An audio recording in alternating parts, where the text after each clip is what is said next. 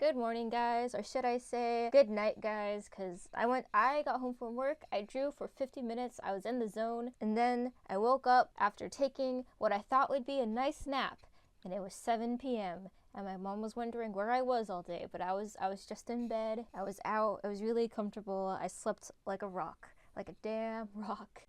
My main reason for today's sketch is I wanted to test out some of these brushes that I created yesterday in Paint Tool Sci. Yesterday I spent a lot of time messing with the textures, with the spread and the noise, and I even tried to add new brushes into my program. Unfortunately, I haven't had very much success with it yet.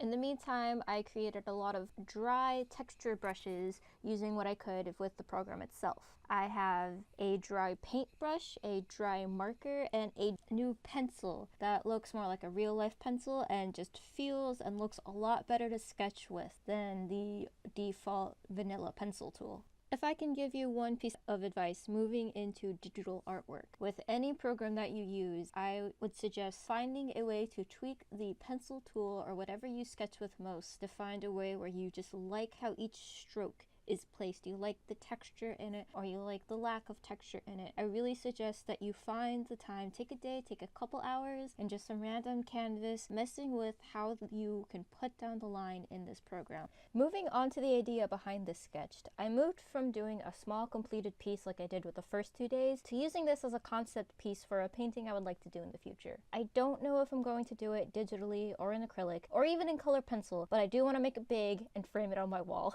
Ultimately, this comes from a recurring dream I had when I was a kid. I started off in this mansion on one of the upper levels facing a very grandiose table with a vase on it in front of a giant portrait of a mysterious woman. The vase itself was divided into 2 sections. There was one half full of bright, healthy stems riddled in thorns, all pointing towards the part of a hallway that was flooded in light but without any windows. The other half was adorned with dead roses, scattered mostly on its half of the table more than anything else. Both sections of the hallway ended at a door.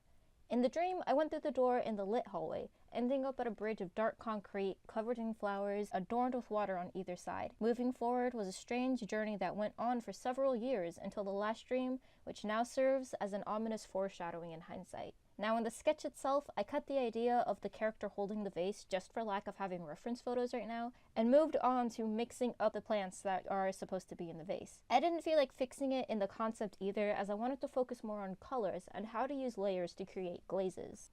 I usually approach layers as a means of separating sections of the piece, and I feel like a lot of other artists do too. But this usually ends in me getting frustrated as opposed to using layers as a means of what they're named for, layering.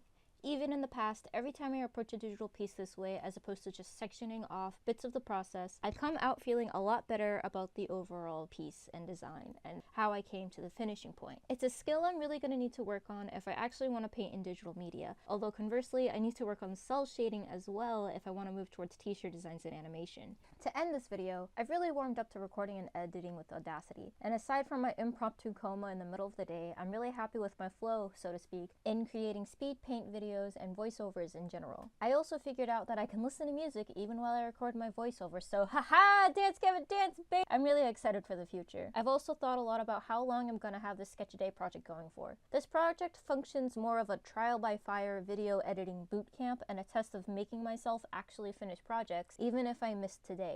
Although I'm also technically ahead by a day, so I want to get to the point where I can create a sort of abundance of speed paints for the sake of experimenting in my media that I can have set to upload over a course of the month. In the meantime, thanks for sticking with me this long, and I'll see you next time.